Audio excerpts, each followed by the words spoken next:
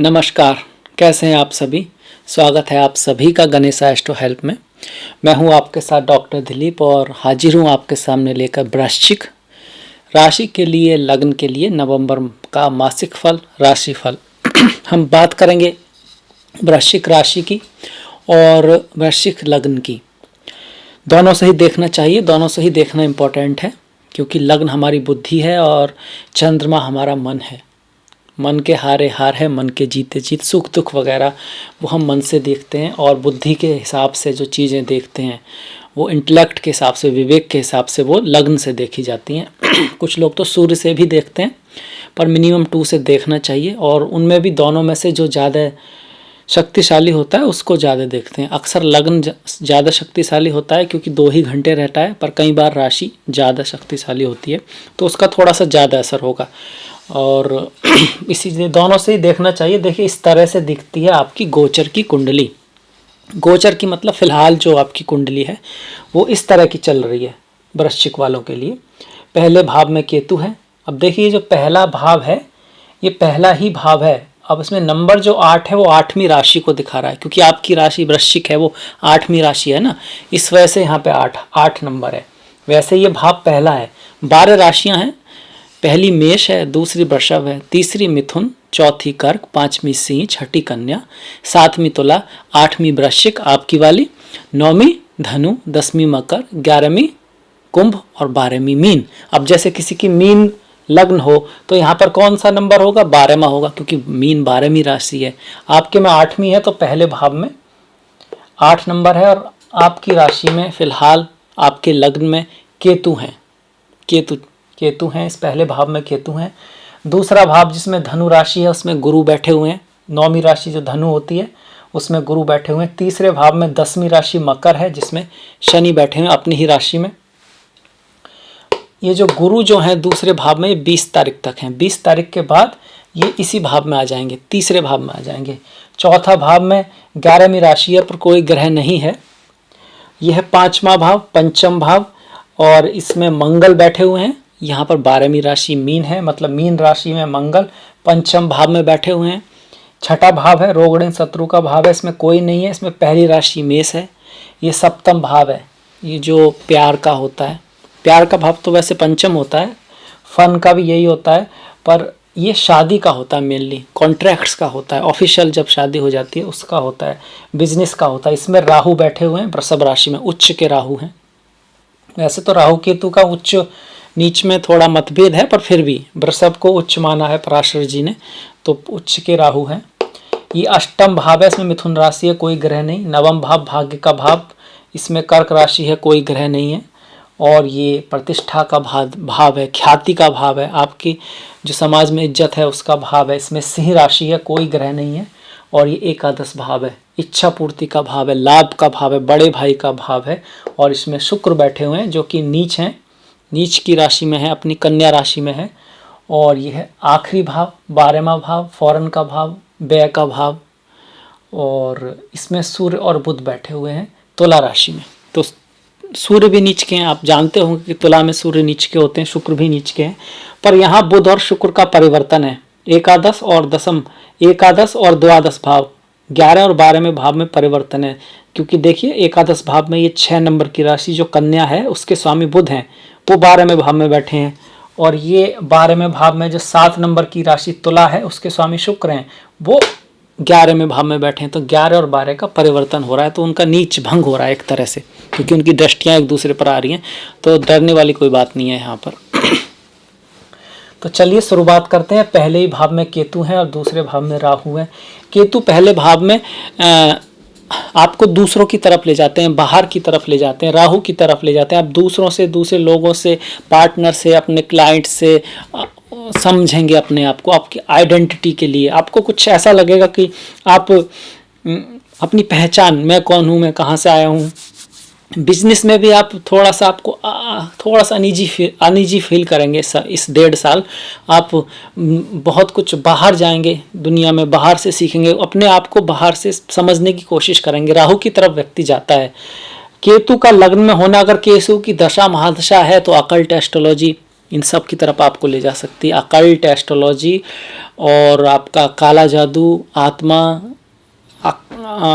आध्यात्मिकता, माया क्या है, आत्मा क्या है, जीवन के बाद क्या होता है, मतलब मृत्यु के बाद क्या होता है, हम लोग कहाँ से आए हैं, संसार की वास्तविक रियलिटी क्या है, संसार जैसा दिखता है वास्तव में वैसा ही है क्या सिर्फ हमें दिखता है।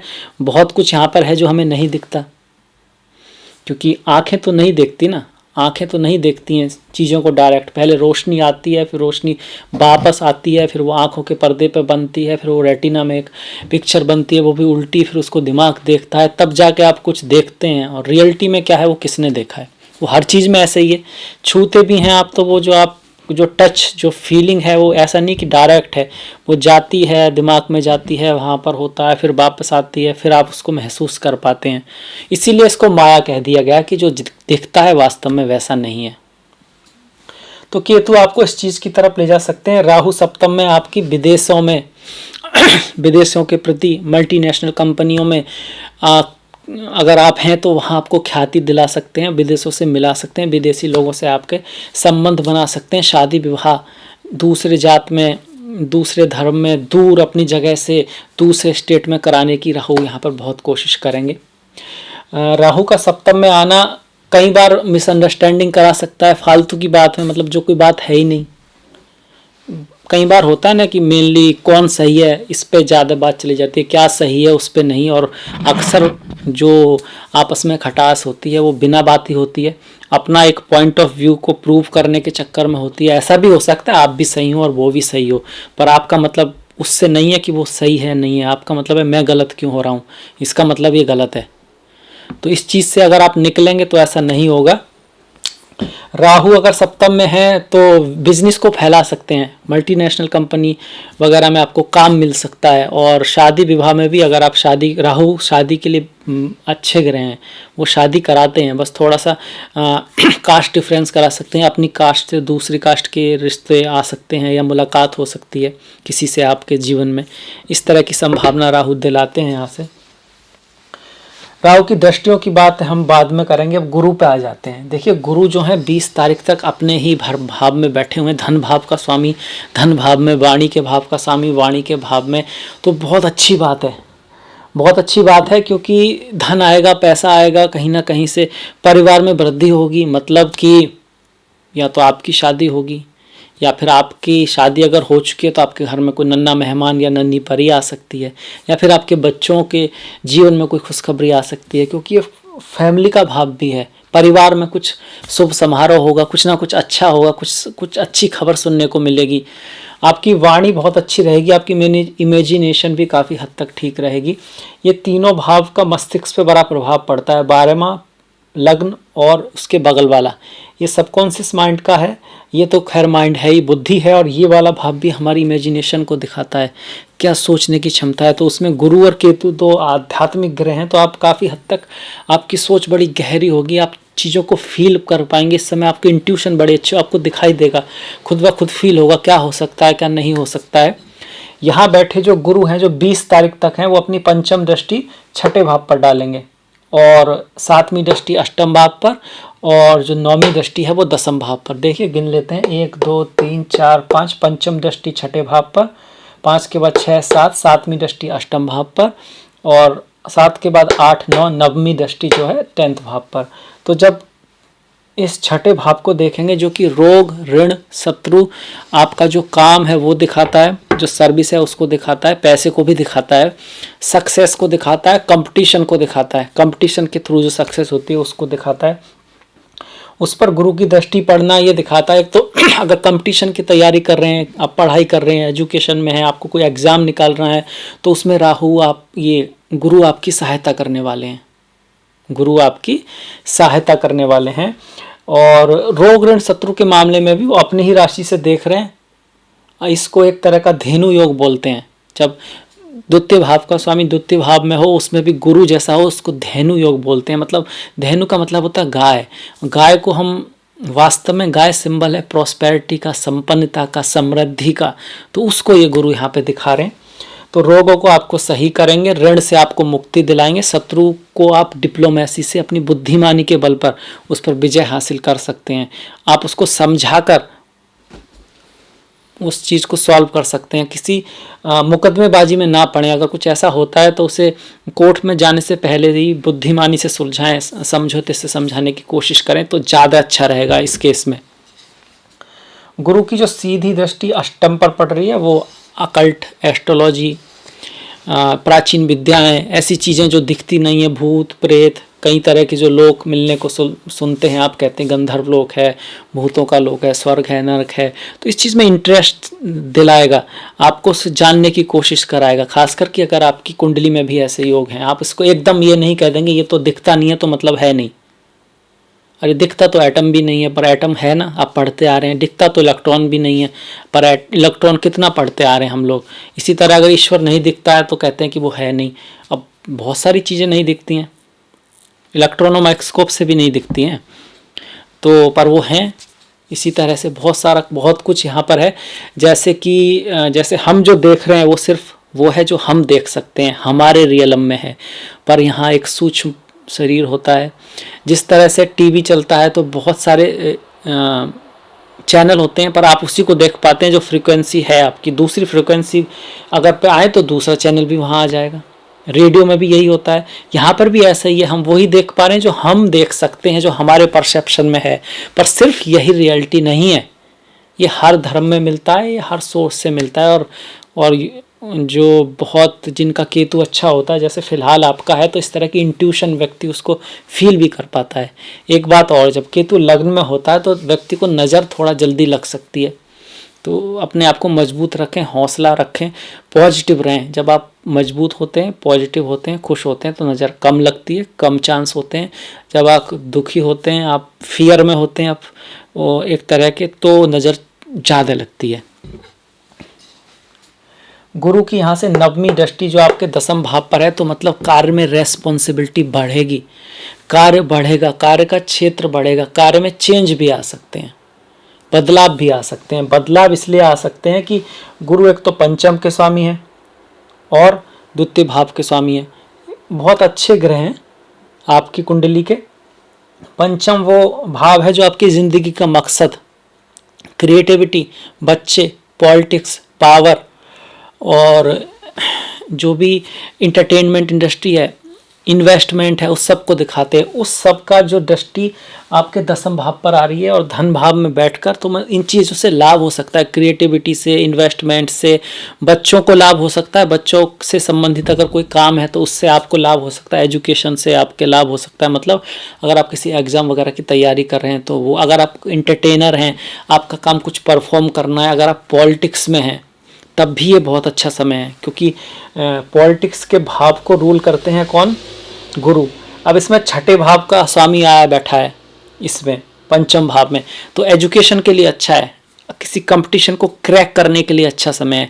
हालांकि बच्चों से थोड़ा, अगर आपके बच्चे हैं तो उनसे थोड़ी अनबन हो सकती है, क्योंकि छठा भाव रोग ऋण शत्रु का भी है, उनकी सेहत का भी थोड़ा सा ध्यान रखें, क्योंकि द्वितीय भाव मारक भाव भी है, द्वितीय और सप्तम मारक भाव हैं। तो गुरु का द्वितीय भाव में होना, जो कि कारक हैं बच्चों के, वेल्थ के, धन के, और खास करके बच्चों के केस में उनके स्वास्थ्य का थोड़ा ध्यान रखें। हालांकि पढ़ाई के हिसाब से अच्छा है, एजुकेशन के हिसाब से अच्छा है, एग्जाम को क्रैक करने के हिसाब से अच्छा है, वर्क में आपको तरक्की मिलने के अच्छा है, बिजनेस के लिए भी अच्छा है। क्योंकि ये जो दसम भाव है, अगर सप्तम से गिने तो 1 2 3 4, सप्तम से चौथा भाव है। मतलब कि बिजनेस का जो सुख है वो दसम से ही देखते हैं। अगर उस पर गुरु की दृष्टि आती है तो बिजनेस बढ़ेगा, क्लाइंट बढ़ेंगे, आपका कार्य बढ़ सकता है। इसके बाद हम आते हैं, अब जिनकी गुरु की दशा है उनको गुरु के रिजल्ट ज़्यादा मिलेंगे, जिनकी केतु की दशा है उनको केतु के रिजल्ट ज़्यादा मिलेंगे। केतु की दशा अंतरदशा है। फिर कैसे केतु हैं कुंडली में, जन्म कुंडली में, वो भी बहुत अंतर डालेगा। अगर गुरु, ये तो हमने गुरु की बात की कब तक? 20 तारीख तक। 20 तारीख के बाद गुरु शनि यहाँ पर आ जाएंगे, उनकी संयुक्त दृष्टि होगी और दोनों की संयुक्त दृष्टि भाग्य भाग पर पड़ेगी। भाग्यवश, पुराने फॉर्चून की वजह से, या फिर आपके पराक्रम वर्ष, आपके कर्म की वजह से, छोटे भाइयों, पड़ोसियों आदि की सहायता से किसी तरह से कोई बहुत बड़ा काम बन सकता है। इसके बारे में एक अलग से वीडियो है, गुरु शनि की संयुक्त दृष्टि के बारे में। गुरु का जो परिवर्तन होगा 20 नवंबर से 5 अप्रैल तक, उसे ज़रूर देखिएगा, क्योंकि गुरु बहुत महत्वपूर्ण है। पर मोटे मोटे ये है कि आपके लिए भाग्य से संबंधित बहुत कोई बड़ी चेंज हो सकती है, एजुकेशन से संबंधित, यात्रा से संबंधित, किसी पवित्र धाम की यात्रा, या फिर किसी, जैसे आप चाहते हैं किसी रेपुटेटेड कॉलेज या यूनिवर्सिटी से कुछ डिग्री लेना, तो उसकी संभावना यहाँ पे बनती है। और कहीं बाहर अब्रॉड जाने की भी यहाँ पे सिचुएशन बनती है। यहाँ जब गुरु आएंगे तो उनकी दृष्टि सप्तम पर आएगी, तो 20 नवंबर के बाद शादी को दिखा रहे हैं, रिश्तों को दिखा रहे हैं, प्यार को दिखा रहे हैं, मोहब्बत को दिखा रहे हैं। रिश्ते प्यार वगैरह में जो थोड़ी सी खटास राहुल आ रहे थे यहाँ बैठकर, उसमें थोड़ी सी पॉजिटिविटी आएगी। जो मिसअंडरस्टैंडिंग चल रही थी उसको आप एक दूसरे को समझ पाएंगे, बात कर पाएंगे, सॉल्व कर पाएंगे। गुरु का साथ मिलेगा आपको। भाग्य भाग पर जो गुरु की दृष्टि हमने उसकी बात की, और एकादश भाव पर भी गुरु की दृष्टि आएगी 20 तारीख के बाद, 20 नवंबर के बाद। तो जब एकादश पर दृष्टि आएगी तो कुछ सपने पूरे होंगे, कुछ इच्छाएं पूरी होंगी, बड़े भाई से, सीनियर्स से लाभ होगा, क्योंकि एकादश भाव है ही बड़े भाई का, इच्छा पूर्ति का, सीनियर्स का, फेम का भी है, तो फेम मिल सकती है, अवार्ड्स मिल सकते हैं 20 तारीख के बाद। तो 20 तारीख के बाद ये सब चीज़ें आ रही हैं। इसके बाद अगर हम शनि पे आए तो शनि तृतीय भाव में अच्छा फल देते हैं, गोचर में मेहनत कराते हैं और रिजल्ट देते हैं। मेहनत कराते हैं, रिजल्ट देते हैं, आपके ऑरा को मजबूत करते हैं, आपकी प्रतिष्ठा को मजबूत करते हैं, आपकी समाज में स्थिति को सुधारते हैं। जिस भी भाव से 3, 6, 10, 11 होते हैं उनका रिजल्ट अच्छा देते हैं। तो लग्न से तीसरे हैं तो लग्न आपकी बुद्धि है, समृद्धि है, इंटेलिजेंस है, आपकी समाज में स्थिति है, उसको अच्छा करेंगे। यहाँ से 1, 2, 3, 4, 5, 6 कैरियर में आपको सुधार लाने की कोशिश करेंगे। कैरियर में जो आपकी बाधाएं हैं उनको ठीक करने की कोशिश करेंगे। एक बात याद रखिए, शनि आपके लिए अच्छे हो रहे हैं और वो 7.5 जा चुकी है। पर अगर आपने कभी किसी का अपमान किया है, अगर आपने किसी के साथ धोखा किया है, अगर आपने किसी को कुछ नेगेटिविटी से, अपने काम के लिए ही सही, कुछ ऐसा किया है कि भाई दूसरे का नुकसान हो जाए या कुछ इस तरह का, तो फिर उस केस में जब शनि जो है पॉजिटिव हो तब भी पॉजिटिव रिजल्ट नहीं देते हैं। वो कर्म के बड़े पक्के हैं, जैसे कर्म करोगे वैसा ही रिजल्ट देंगे। इसीलिए अच्छे कर्म करते रहें, अपनों से छोटों से प्रेम करें, दिल से, मन से, अपने से बड़ों का आदर करें। इसके अलावा अपने से जो कमज़ोर हैं, जैसे पक्षी हुए, गाय हुआ, कुत्ता हुआ, जो भी आसपास है उनका ख्याल रखें, बूढ़ों का ख्याल रखें, स्त्रियों का सम्मान करें। ये सब ज़रूरी है। और वैसे भी ज़रूरी नहीं है कि आप किसी की पैसे से सहायता करें, दिल से आपके मन में सबके लिए अच्छाई निकलनी चाहिए। आपको जलन नहीं होनी चाहिए किसी को, भाई वो तो ऐसे बन गया, वो तो किस्मत से हो गया, ये हो गया। आप नेगेटिविटी नहीं होने, आप पॉजिटिव होने चाहिए। जैसी एनर्जी आपके अंदर से आप देंगे वैसा ही आप पाएंगे। If you give love, compassion, you will get love and compassion. ऐसा हो सकता है कि आप जिसके लिए करें वो आपके लिए ना करे, ऐसा ही होता है अक्सर। आप जब किसी का करते हैं, नॉर्मली वो करे ना करे, पर कहीं ना कहीं से आप को प्यार मिल जाता है। अभी उसी तरह मान लीजिए, अगर आपने किसी को थप्पड़ मार दिया गुस्से में, कभी कुछ गलती हो गया, तो ऐसा नहीं है वही आदमी आएगा 10-15 साल बाद फिर आपको थप्पड़ मारेगा, ऐसा नहीं है। पर वो थप्पड़ आप तक पहुंच जरूर जाएगा, कहीं ना कहीं से, किसी ना किसी तरह। ईश्वर और समय, उसकी जो चाल है वो बड़ी सूक्ष्म होती है, अच्छे उससे निकल नहीं पाते। तो कर्म सही रखिए किसी भी कंडीशन में। जो अब जो आ रहा है वो तो पुराना कर्म है। जैसा भगवान कृष्ण भी कहते हैं कि आपका अधिकार कर्म पर है, कर्म फल पर नहीं है। कहने का मतलब सिर्फ यही है कि फल जो है वो तो लाखों जन्मों का लेखा जोखा है। फिलहाल में जो प्रारब्ध है क्या है, उसके अकॉर्डिंग उसका भी उसमें हस्तक्षेप है। पर वो आया कहाँ से है? आपने ही बनाया है। आप ही वो हैं जिसने भाग्य को बनाया है। कर्म से ही भाग्य बनता है। कर्म ही पंख है, भाग्य तो उड़ान है। पंख ही नहीं होंगे तो उड़ेगा कौन? इसका सीधा साधा उदाहरण आपको हमारे कंट्रीज में मिलता है। आप अफ्रीका में जाइए, वहाँ अच्छी खासी कुंडली वाले लोग भी कुछ खास नहीं कर रहे हैं, बेचारे गरीब हैं। इसी तरह से आप ऐसे देश में जाइए जहाँ पर स्त्रियों को शिक्षा नहीं दी जाती है, वहाँ पर उनकी कुंडली कैसी भी हो वो घर में ही रहती हैं, और एक आध को छोड़कर ना वो फ्लाइट उड़ाती हैं, ना वो स्पोर्ट्स में जाती हैं, ना वो कुछ ऐसा खास कर पाती हैं, क्योंकि अब वहाँ गुरु मंगल सभी फेल हो गए, कितने भी अच्छे हों, क्योंकि वो वहाँ पर वो देश काल पात्र बहुत इम्पोर्टेंट है। भारत को देख लीजिए, पिछले समय में कहाँ स्त्रियाँ कुछ कर रही थी, आजकल सभी कर रही हैं।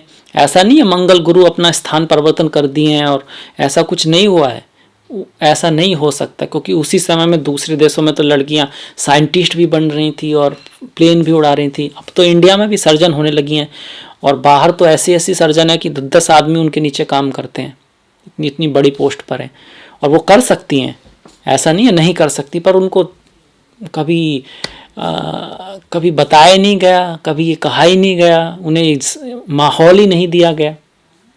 इसी वजह से फिर जब इतना समय ये रहा तो एक आदमी कमज़ोर भी हो जाता है, ये भी आ जाता है। आप देखा ना, कहानी है कि शेर जो है वो बकरियों में आ गया किसी तरह से, उन्हीं के साथ पला बड़ा, तो मैं ही करने लगा।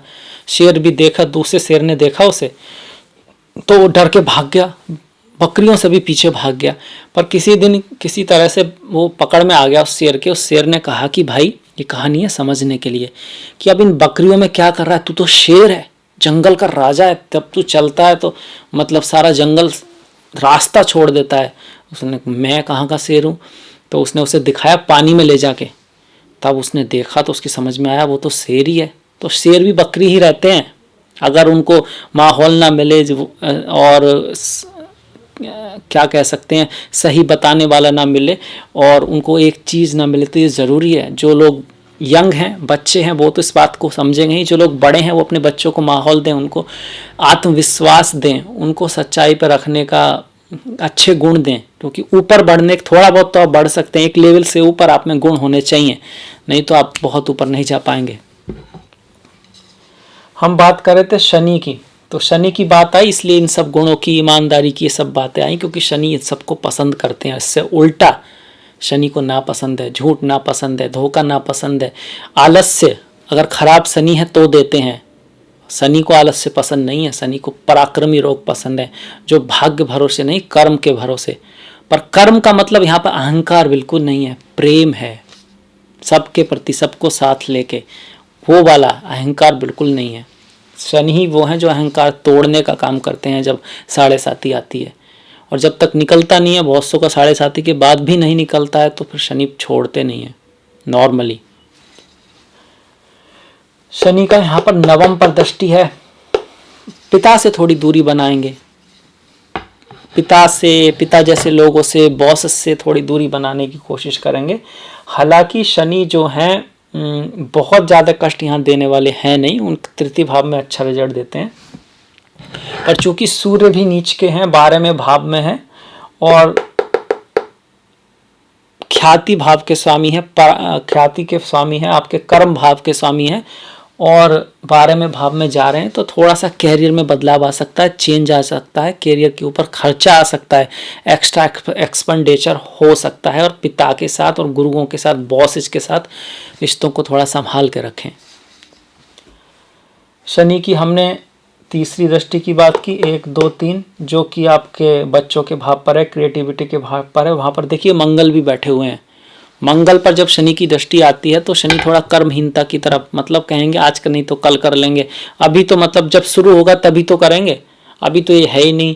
अगर बाई चांस ऐसा भी है कि कोई काम नहीं है तो अपनी एक्सरसाइज करना, अपने आप को पॉजिटिव थॉट्स, अपने आप में कुछ ना कुछ सीखना, अपने आप को ही बनाना। सबसे बड़ा इन्वेस्टमेंट जो होता है वो किसी जॉब में जितनी मेहनत करते हैं उससे ज़्यादा मेहनत आपको अपने ऊपर करनी चाहिए। आप जब जाएं तो पता लगे कि ये बंदा बहुत जानने वाला है, बहुत इसको नॉलेज है, स्वास्थ्य से भी अच्छा है, दिमाग से भी अच्छा है, कैपेबल है, तो वो काम तो आपको करना ही करना है, तो उस पर लगे रहिए आप। तो शनि की ये दृष्टि है 7वीं, 8वीं, 9वीं, 10वीं। शनि की बात होगी, मंगल की बात करते हैं। मंगल और शुक्र आमने सामने, अच्छी बात है। जो लोगों की लड़की हो या लड़का हो जिनका बॉयफ्रेंड गर्लफ्रेंड नहीं है, वो एक दूसरे को फील करेंगे, अट्रैक्शन फील करेंगे। लड़के लड़की के बीच, स्त्री पुरुष के बीच प्रेम का चांसेस यहाँ पे बनता है। आपके जीवन में कोई अच्छी प्रेमिका आ सकती है, कोई प्रेमी आ सकता है, क्योंकि ये भाव ही प्रेम का है, भाव ही प्रेम का है। लग्न का स्वामी प्रेम के भाव में आया हुआ है और शुक्र पे दृष्टि डाल रहा है, तो यहाँ पर प्रेम संबंधों का बहुत चांसेस है। आप जिससे प्रेम करते हैं अगर आपने उसको प्रपोज किया तो हाँ होने का बहुत चांसेस है यहाँ पर, क्योंकि शुक्र की पंचम पर दृष्टि है और मंगल की शुक्र पर दृष्टि है। गुरु भी द्वितीय भाव में है, तो काफ़ी हद तक इस चीज़ के लिए अच्छा है। पर जो लोगों का पहले से रिश्ता है, पहले से ही गर्लफ्रेंड बॉयफ्रेंड है, शादी हो चुकी है, उनमें थोड़ा खटास आ सकती है, क्योंकि शुक्र जलीय ग्रह हैं, मंगल अग्नि ग्रह हैं, और जल और अग्नि मिलते हैं तो धुआं तो उठता ही है। वो जो लोग शादी में हैं वो तो एक्सपीरियंस कर ही रहे होंगे इसको, क्योंकि धुआं तो उठता ही रहता है, क्योंकि शुक्र स्त्री हैं, मंगल पुरुषत्व हैं, और उनका जो तत्व है वो अलग है। जब भी पास आएंगे धुआं उठेगा, पर वो जरूरी है क्रिएशन के लिए। अगर नहीं आएंगे तो क्रिएट कैसे होगा, कुछ बनेगा कैसे, ज़िंदगी कैसे आगे बढ़ेगी, सीखेंगे कैसे। एक ही सिक्के के दो पहलू हैं, स्त्री और पुरुष। एक से दूसरे को सीखना है, लड़ना नहीं है, पर हो उल्टा जाता है, सीखने के लिए तैयार ही नहीं होते हैं। वास्तव में तो ईश्वर के ही स्वरूप हैं, शिव शक्ति, विष्णु लक्ष्मी, वो एक ही तो हैं दोनों, बस दो पहलू हैं। हम भी इसी तरह से एक ही हैं। आत्मा सो परमात्मा, परमात्मा तो एक ही है, तो सभी के अंदर वही ईश्वर है, वही करतार है। आप कुछ भी कहिए, उस तरह से अगर देखेंगे तो फिर ये प्रॉब्लम नहीं आएगी, क्योंकि वो भी मैं ही हूँ और मैं भी वो ही हूँ, कुछ अलग नहीं है। बस एक दिमाग है जिसने हमको अलग ऐसा कर रखा है, वास्तव में नहीं है, वास्तव में ऐसा कुछ भी नहीं है।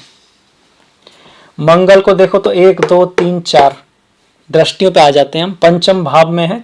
इसके बारे में हम बात कर चुके हैं कि एग्ज़ाम में तैयारी के लिए अच्छा है, पर क्रिएटिविटी के लॉजिकल माइंड के लिए अच्छा है। जो लोग इंजीनियर हैं, सर्जन हैं और रियल एस्टेट का बिजनेस है, उनके लिए अच्छा है।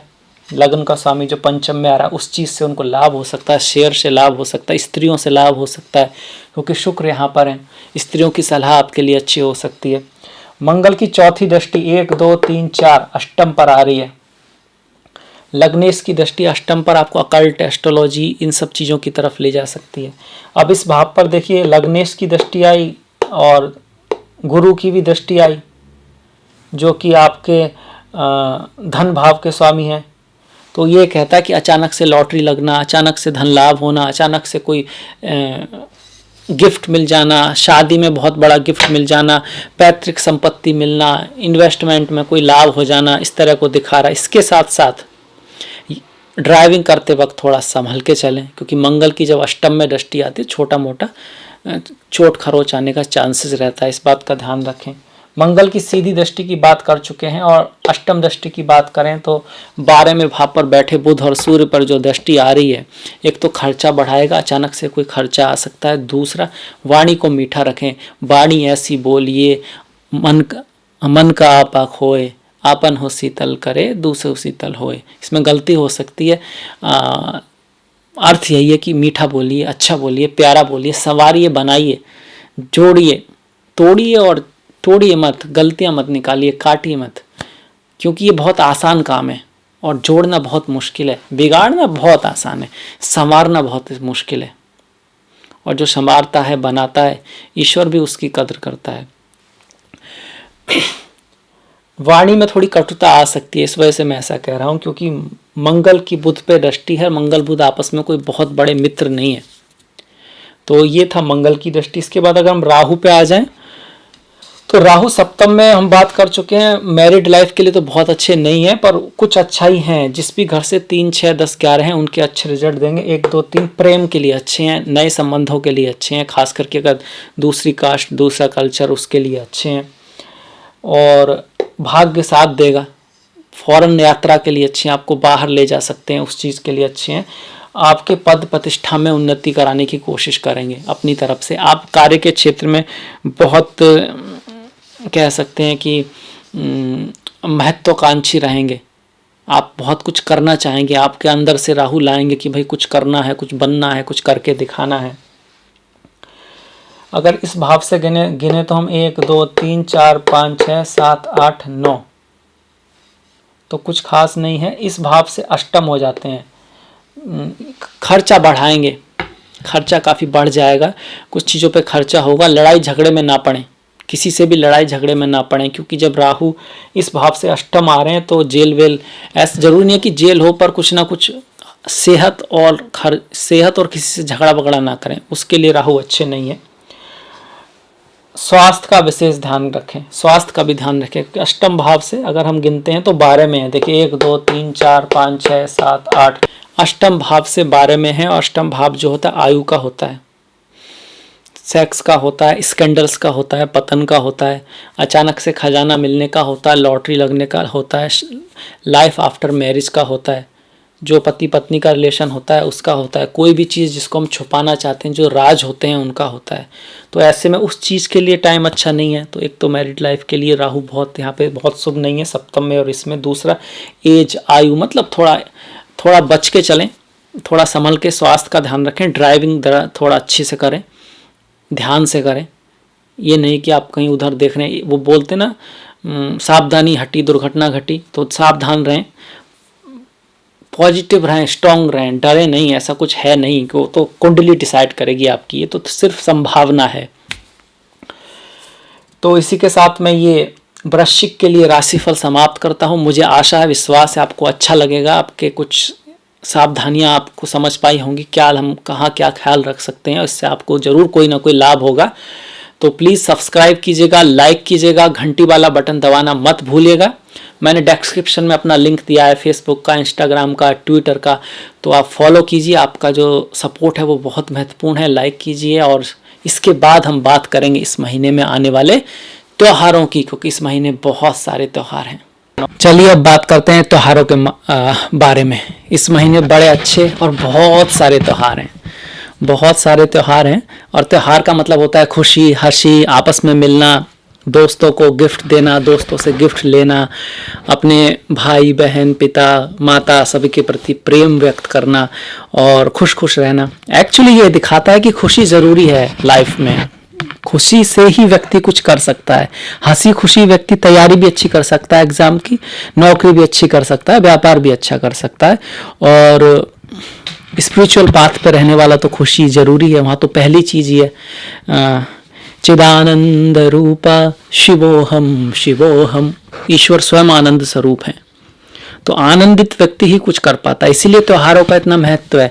हम थोड़ा सा गलती ये कर लेते हैं कि हम कुछ बनने के लिए उसके बाद सोचते हैं कि उससे आनंद आएगा। ऐसा नहीं है, कुछ बनने के लिए आनंद होना जरूरी है।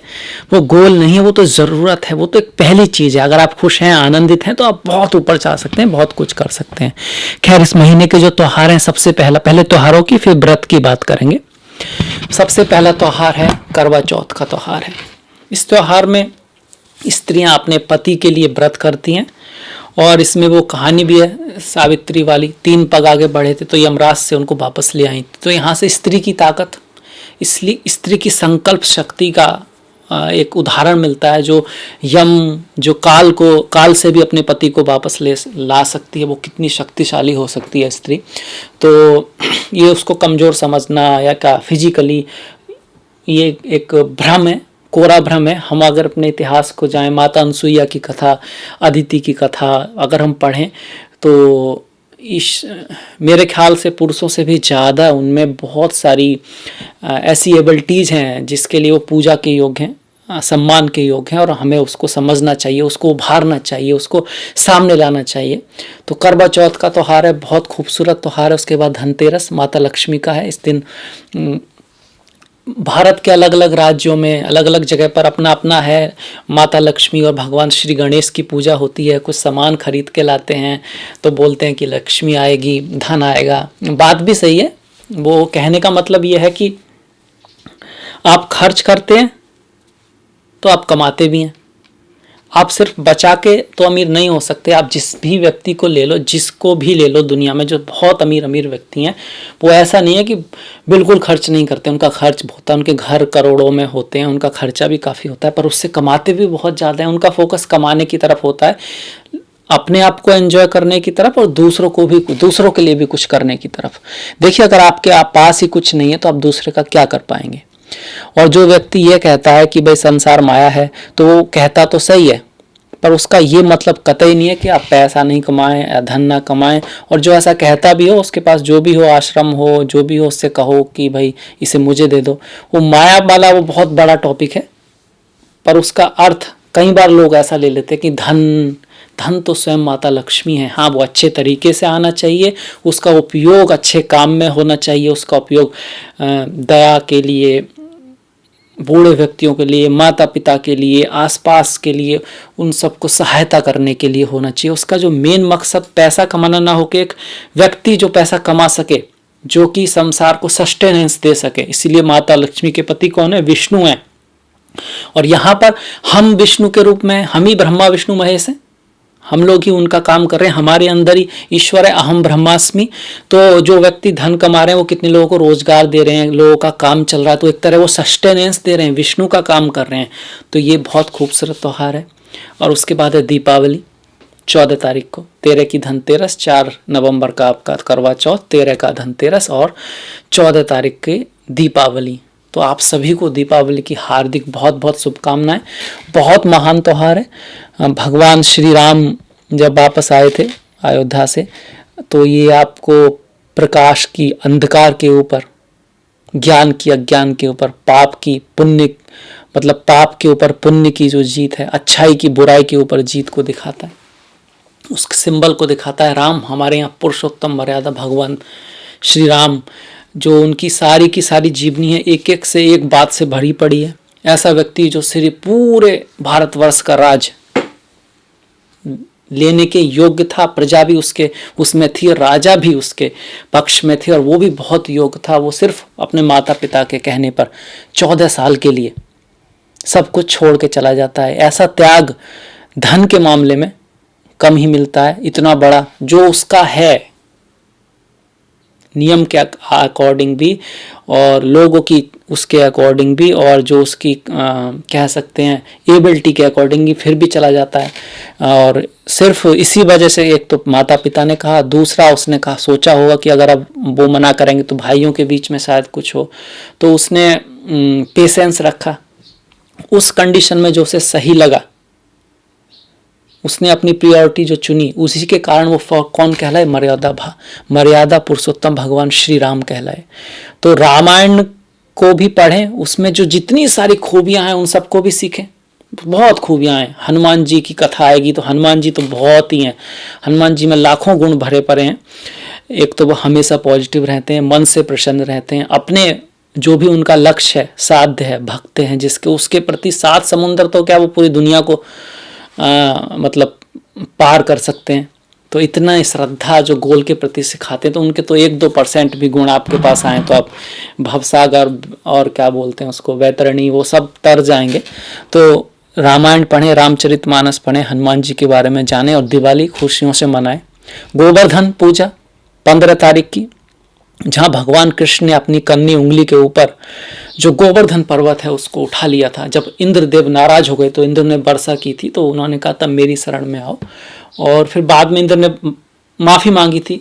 तो कहने का पर्पज यहाँ पर यही था, कर्म के प्रति एक तो उनका ध्यान था कि आप उस की पूजा कर रहे हैं तो उससे तो अच्छा इस गोवर्धन की पूजा करो, जिसकी गाय जो है हमारी जो है चारा खाती हैं, जो हमें बहुत कुछ देता है। और फिर इंद्र का तो ये कर्तव्य है कि वो बारिश करे। परमात्मा की पूजा ही करनी है तो सिर्फ उस परमात्मा की करो जो इंद्र का भी कारण है और अग्नि का भी कारण है, जल का भी कारण है, और सब कुछ का जो एक परमात्मा है, जो उस भगवान श्री कृष्ण हैं, क्योंकि उनका असली रूप वही है। उन्होंने कहा कि सारा संसार, सारी दुनिया, सारा यूनिवर्स मेरे अंदर है, मैं हर एक कण के अंदर हूँ, उसके बावजूद भी वो मेरे अंदर नहीं है, मतलब फिजिकली नहीं है। जिस तरह से आकाश में बादल रहते हैं पर वास्तव में वो आकाश को छूते नहीं है। तो थोड़ा सा कॉम्प्लिकेटेड है शब्दों में समझाना, क्योंकि ईश्वर को समझना तो शब्दों में पॉसिबल नहीं है। उन्होंने कोशिश की है समझाने की, थोड़ा सा उसके आसपास पहुंचाने की। तो गोवर्धन पूजा, उसके बाद भाई दूज, भाई बहन का त्यौहार, पवित्र त्यौहार, जिसमें बहन जो है भाई के लिए कुछ लंबी उम्र के लिए वो करती हैं, भाई उनसे रक्षा का वचन देते हैं कि वो उनकी रक्षा करेंगे। इस तरह से ये त्यौहार भी अलग अलग तरह से मनाया जाता है, पर एक तरह का पवित्रता का त्यौहार है, बहुत ही स्ट्रॉन्ग रिलेशन करता है भाई बहन के बीच, और पारिवारिक त्यौहार है, प्रेम बढ़ता है। देखिए, प्रेम ही जीवन का सार है, बाकी तो सब उसको पाने के तरीके हैं, प्रेम, आनंद और जो आत्मीयता है वो मोह नहीं, आत्मीयता, क्योंकि हर किसी में ईश्वर है, हर के प्रति जो आत्मी के अंदर जो आत्मीयता है, जो प्रेम है, वही सार है। तो त्योहार उसका एक कारण है, एक इंस्ट्रूमेंट टाइप से है, उस तक पहुंचाने का एक तरीका है। जो भी हम करते हैं, जैसे पूजा करते हैं, तो वो हमको जगाने का एक तरीका है, और उसका असली मकसद जो लोग समझते हैं वो बहुत फर्स्ट क्लास, बहुत अच्छी चीज़ है। जो नहीं समझते हैं वो भी समझें, इसके बारे में पढ़ें, सेंस क्या है उसको समझने की कोशिश करें, क्योंकि वो उसका जो मेन मकसद है वो आपको जगाना है, उठाना है, और आपको अपने लक्ष्य तक ले जाने की कोशिश करना है। और कभी थको नहीं, उसके लिए वो एनर्जी देते हैं आपको। पूजा एनर्जी देती है, व्रत एनर्जी देते हैं, मन को कंट्रोल में लाते हैं, और जिसने मन को जीत लिया उसने संसार को जीत लिया। इसके बाद 20 तारीख की छठ पूजा है, और 30 तारीख की श्री गुरु नानक जयंती है। देखिए, गुरुओं को हमारे जो संस्कृति है उसमें बड़ा सम्मान दिया गया है। गुरुओं को गुरु गोविंद दऊ खड़े, काके लागू पाए, बलहारी गुरु आपने गोविंद दियो बताए। तो ईश्वर से भी पहले गुरु की पूजा की जाती है, क्योंकि गुरु ही हैं वो जो आपको ज्ञान देते हैं। उस ज्ञान के बिना ईश्वर को पाना बड़ा मुश्किल होता है। हालांकि गुरु भी ईश्वर स्वरूप ही है, क्योंकि हर सब तरफ परमात्मा है, पर फिजिकली पहले हम गुरु को ही देखते हैं, माता को देखते हैं, पिता को देखते हैं, वो हमारे पहले गुरु होते हैं। तो उनका बड़ा महत्व है, उनका बड़ा महत्व है। और ये रिस्पॉन्सिबिलिटी गुरुओं की भी बन जाती है कि वो इतने महत्वपूर्ण है कि अपने बच्चों को अच्छी शिक्षा दें, अच्छी सराउंडिंग्स दें। क्योंकि अगर बंजर भूमि में आप आम का भी पेड़ डाल दो तो वो उगता नहीं है। भूमि मतलब एनवायरमेंट, बीज मतलब स्वयं बच्चा।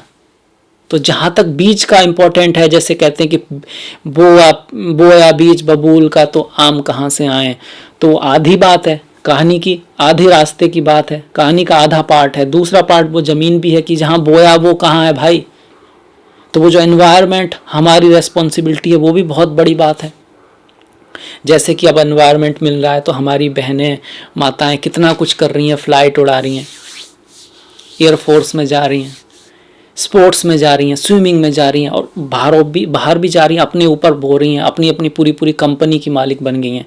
और जब एनवायरनमेंट नहीं था तो ग्रहों के ऐसे ही होने के बावजूद कोई एक आध को छोड़कर, एक्सेप्शनल आर ऑलवेज देयर, वो बेचारी कुछ कर नहीं पा रही थी। तो ऐसा नहीं है उनमें कमी थी, हम में ही कमी थी, हमने वो एनवायरनमेंट ही नहीं दिया। इसके बाद ये तो थे हमारे त्योहार। अब व्रत की बात कर लें।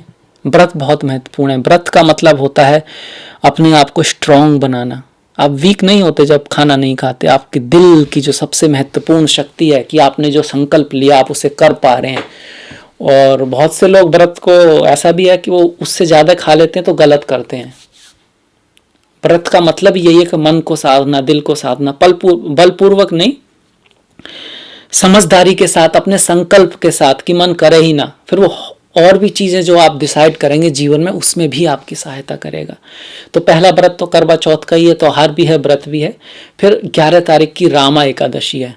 यहाँ रामा माता लक्ष्मी से जुड़ा हुआ एकादशी है, धन धान्य को देने वाली एकादशी है। सच्चे मन, सच्चे दिल और पवित्र भावनाओं के साथ अगर ये त्योहार किया जाए, हालांकि पूरे दिन पवित्र भावना जो रखेगा वो तो आगे भी पवित्र ही हो जाएगा, ये इसमें कोई शक नहीं है। तो इसे कर लें तो सारे पाप आपके प्रभु माफ करता है। अगर रिचुअलिस्टिक करें, पूरी तरह करें कि मन से, दिल से, पुण्य मन से पूरा दिन एक भी गलत विचार ना किए बिना, तो सारे पाप आपके माफ हो सकते हैं।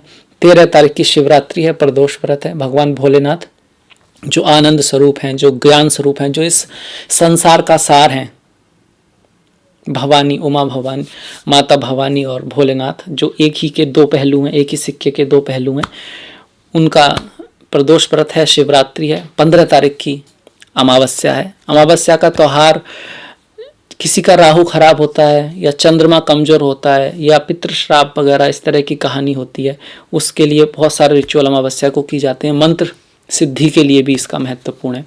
16 तारीख की वृश्चिक संक्रांति है, मतलब सूर्य जो है तुला से अपनी नीच की राशि से वृश्चिक में जाएंगे। वृश्चिक तो वो संक्रांति है। यह आध्यात्मिकता के लिए बहुत अच्छा व्रत माना गया है। इसके साथ साथ 25 तारीख की देव उत्थाना या इसको प्रबोधनी एकादशी भी कहते हैं। इस दिन भगवान विष्णु क्षीर सागर से जगने वाले हैं, उठने वाले हैं, जो कि अल्प निद्रा में गए थे। दो तरह की निद्राएं उनकी शास्त्रों में मिलती है, एक अल्प निद्रा, एक है महानिद्रा। महानिद्रा वो जब कल्प के अंत में, जो भगवान कृष्ण कहते हैं कल्प के अंत में ये सब मुझ में ही विलीन हो जाएगा और फिर से प्रकट होगा। जिस तरह हम अब यहाँ हैं, इससे पहले हम अव्यक्त थे, अव्यक्त हुए, फिर से अव्यक्त हो जाएंगे। तो वो महानिद्रा होती है, उसमें सब कुछ प्रभु में ही विलीन हो जाएगा और वो फिर से व्यक्त होगा, फिर से सृष्टि की रचना होगी और प्रभु की माया से या प्रभु की शक्ति से, या शक्ति और प्रभु एक ही हैं, उनसे फिर से वो अपने कर्म अनुसार चीज़ें बनेंगी। तो ये जो एकादशी है इसमें तुलसी विवाह का भी है। इसके एकादशी के बाद विवाह वगैरह ये सब होंगे और बहुत सारी चीज़ें होंगी, शुभ चीज़ों के लिए समय अच्छा आएगा ऐसा माना जाता है। और 30 तारीख की कार्तिक पूर्णिमा है, गुरु नानक जयंती है। पूर्णिमा का अपने आप में महत्व है और गुरु नानक जी का भी अपने आप में बहुत महत्व है। तो ये था मेरी तरफ से त्योहार और व्रत। तो मुझे आशा है कि आपको ये जो पसंद आया होगा, अच्छा लगा होगा, इससे आपको कुछ लाभ मिलेगा। अगर ऐसा है तो प्लीज़ सब्सक्राइब, प्लीज़ शेयर, ताकि दूसरे लोग भी देख पाएँ। और घंटी वाला जो बटन है उसको दबाना मत भूलिएगा। डिस्क्रिप्शन में मैंने अपना लिंक दिया है, फेसबुक, इंस्टाग्राम, ट्विटर। आपका सहयोग बहुत महत्वपूर्ण है, इसलिए प्लीज़ लाइक, प्लीज़ फॉलो। इसी के साथ मिलेंगे नेक्स्ट वीडियो में, तब तक के लिए नमस्कार।